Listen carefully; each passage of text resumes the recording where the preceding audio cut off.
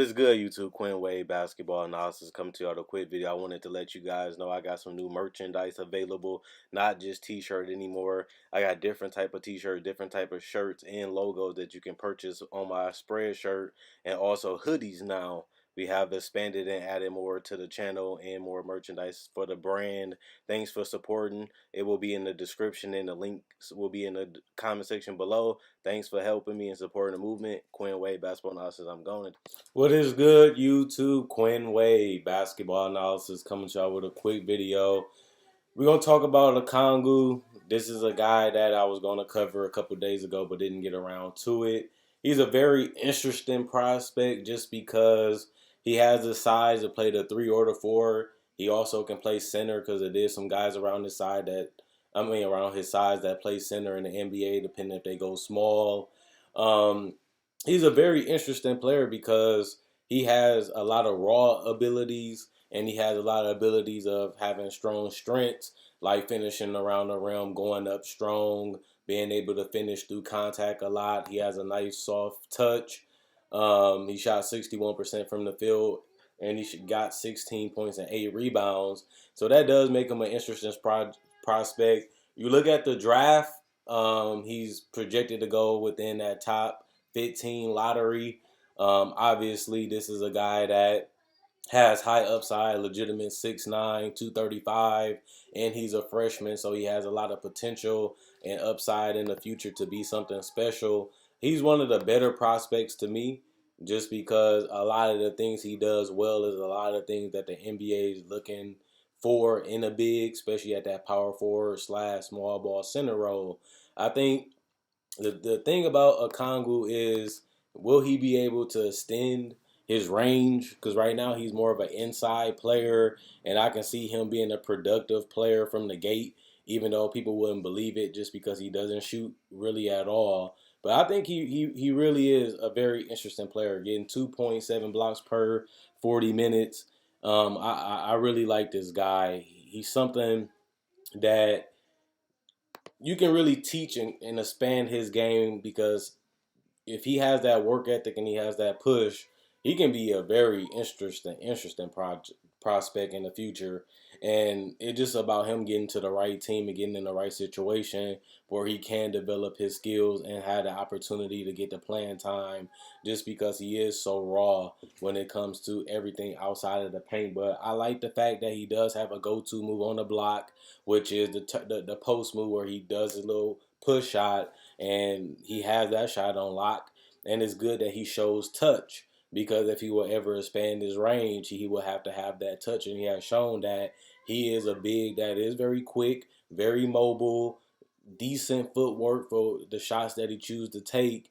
And he does have a nice soft touch around the basket, which you will need if you want to become a shooter or even a mid-range player in the future. And another thing, his ball handling. I think that's something else that can make him a great prospect in the future and can really up his potential of what he can be in the NBA, just because he has the agility in the movement to get to the basket. He has the quickness to finish. If he sees that he can dunk it, he's jumping up in the air and he's flying.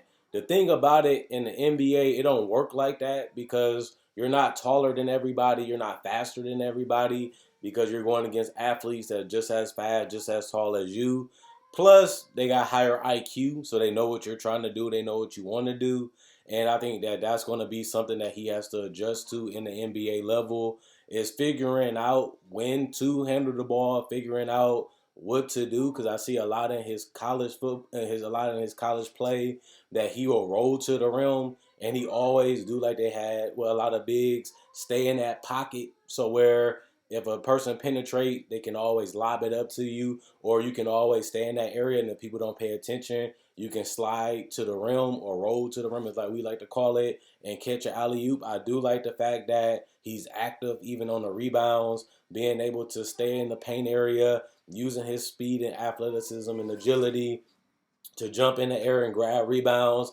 I like his touch, like I said, being able to finish with little floaters and push shots, and also good off the rim, off the backboard. A lot of time he does get the rebound, he goes back up, finish with a dunk, or he's not as scared to glided in. And that's good for a big to be able to have that type of confidence. And you want a big that wants to be active on the boards and crash the offensive boards and the defensive boards. So I think he can be a better rebounder, but I like that as of right now, he's solid. And since he is a freshman and he is young, he still has potential to be an even better rebounder. But I just want to see him switch it up a little bit more in the NBA because I don't want him to be that's it. A guy that just rim runs and a guy that scores every once in a while, kind of like a Tristan Thompson or kind of like those type of guys that can rebound decently, protect the rim decently, but not really excellent or elite at those levels when it comes to scoring and when it comes to finishing around the rim. And Tristan Thompson was a guy that could do a little push shot, and he was a guy that can always get the ball and get decent shots at that inside area, but he never really became. He got paid like a franchise type of guy, but he never really lived up to being a elite level starter. He was a starting caliber player, and that's what I'm saying about Okongwu. Will he be a star? Will he be an all-star, or will he always be a role player? And honestly, when you're drafting within that 8 and above, you're trying to get a solid player or a player that can still be a high potential guy. And when I look at Okongwu, I see that he can be a lot better, but he also can be one of those guys that a team or a coach can utilize him the way he was in college and really stunt his growth and make him be basically a rim runner and a guy that can score every once in a while, and that's all his game is ever going to be. And I don't want to see that because I see the fact that he can be a Siakam, a guy that can post up every once in a while, rebound at a good level, knock down some mid range, cover and guard multiple positions, also be a good rotator and help defender, really being the ace on the defensive end. And it's because of his length, it's because of his athleticism that he can cover so much ground. And those are the type of guys that are good in so many other areas, but can also become elite with more practice, with the work ethic and the right coach to put him in those type of situations. And I like Okongwu. I like what he's about. I like his play style, but I just hope that he doesn't become just a guy that's a rim runner and that's it on the offensive end. I don't want him just to be a guy that just stays in the paint because he has so much more potential oozing out of him that if he has the right guy and the right work ethic, he can be a special player in the league. But like I said, when you're looking at that 8 and above, a lot of those guys do become role players or they do become all-star caliber players depending on how they be utilized within the offense and the schemes defensively. And Okongwu has the upside to be special, but will he ever become something more than just a rim runner and a guy that can finish every once in a while outside of the rim? Outside of the inside of the paint. So that's going to be the interesting part about him. And then when you look at the range, like I try to do with a lot of people, I try to look at teams that can utilize him in a position. You look at Detroit, they have Sekou. I don't think they will take him. The Knicks have Mitchell Robertson and other guys. I don't think that that's a team that'll get him. You look at Chicago, they got Wendell, they got Laurie Marketing. They don't really know what they're going to do with them.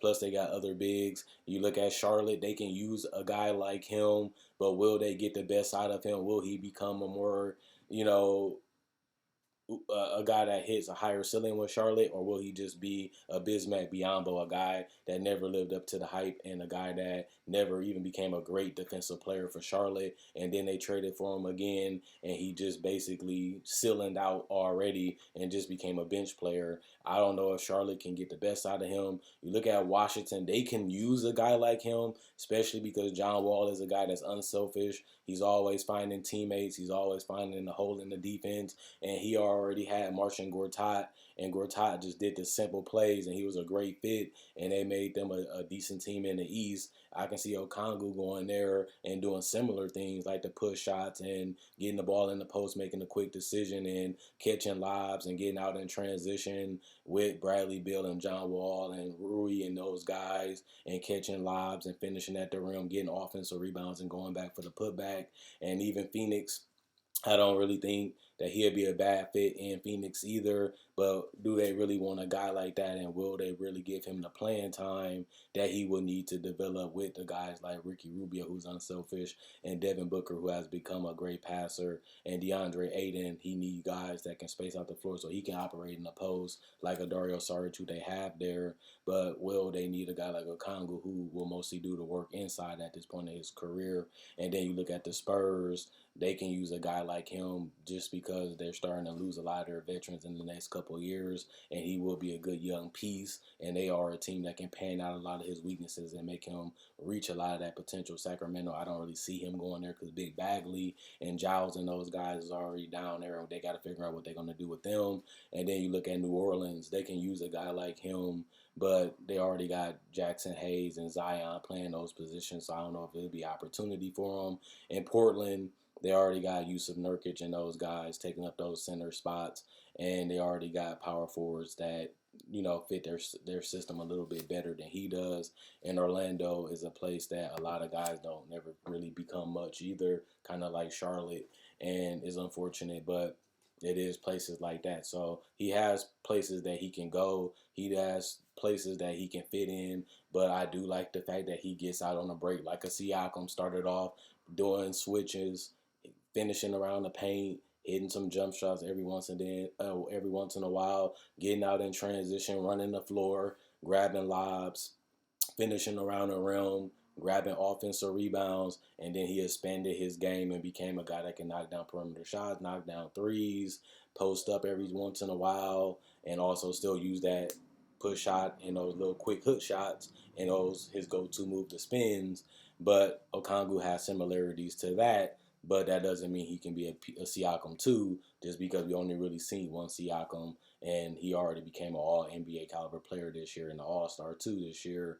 And it took him a couple years to get to that point, but he also needed the opportunity, and he also had a relentless work ethic to pan out a lot of those weaknesses, and he had the mentality that you need to become a star in the league. And we don't know if Okongwu has that yet, and we don't even know will he ever realize that type of potential. Even though we've seen it happen, that don't mean it will happen for Okongwu. I'm not saying it will or it won't, but I'm not saying it's a guarantee that he can become another Siakam, who is one of the best top 20, top 15 players in the league currently. And that shows you that it can be done, but it also shows you that majority of the people like Pascal don't ever become a Pascal in the league. But other than that, I like him. I like what he brings to the table. He's a modern day type of big, and that's why he's so high in the draft, and that's why a lot of people have him higher, and that's why a lot of people have him going within the top 10 because of the speed, the size, the athleticism, and the potential defensively, and the potential that he has a good touch. He can develop some type of shot from the 15-foot range. Maybe he can expand it even more, and he already shows the ability to finish around the rim. He shows the high IQ of getting to his spots, knowing when to roll, knowing what to do when he gets the ball. He's very smart with that, getting the ball in, catching the lob and finishing, or going up quickly and finishing with a powerful dunk. Those are the things that give you high percentage shots, give you high field goal percentage, and playing with another good point guard will allow him to get those opportunities. But the only thing I want to see from him, will he be this type of player, or will he continue to put in work to be a better potential player at his age? He has huge upside. Will he reach it? We won't know, but I think that that's my only thing I want to see. Will he be more than a rim runner? Will he be more than a switchy defender? And that's going to be the question for him. How good can he be in the future? And how much do we want it to get to that point where he can become more than what he is right now, which is already a solid player. But I think he can be even more than what he has shown so far. And we'll see what happens. Other than that, check out my website, analysisplayground.com, link in the description. Also, check out my Facebook page, analysisplayground.com, link in the description, comment section below. Like on Facebook to show support. Thanks for everybody that liked on Facebook already. Like the video. If you haven't liked the video already, please like and share. Also, like I said in the beginning of the video, my spread shirt be in the description, comment section below about merchandise for my spread shirt. Also, you can buy merchandise through my Facebook page. Like I said, that's in the description. I got shirts and stuff on display there. You can change the color of the shirt, change the color of the logo. I can get it shipped out to you. If you when you message me, and other than that, I make videos just like this every single day. So you like discussions. I also do breakdown footage of players. I also do breakdown footage of legends. I also break down footage of rookies. I also cover the draft, as you see. Also cover the regular season. Also cover trade deadline, free agency. Also cover the playoffs. So if you want basketball 365 or majority of the year, this is the channel for you. We don't even have any basketball. I'm still making videos for you guys. So it show you my commitment to the channel and the love that I have for you guys and the content that I make. But all I can say is Okongwu has one of the hugest upside in the draft. The thing, will he realize that potential? Will he go to a team that can help him get to that potential?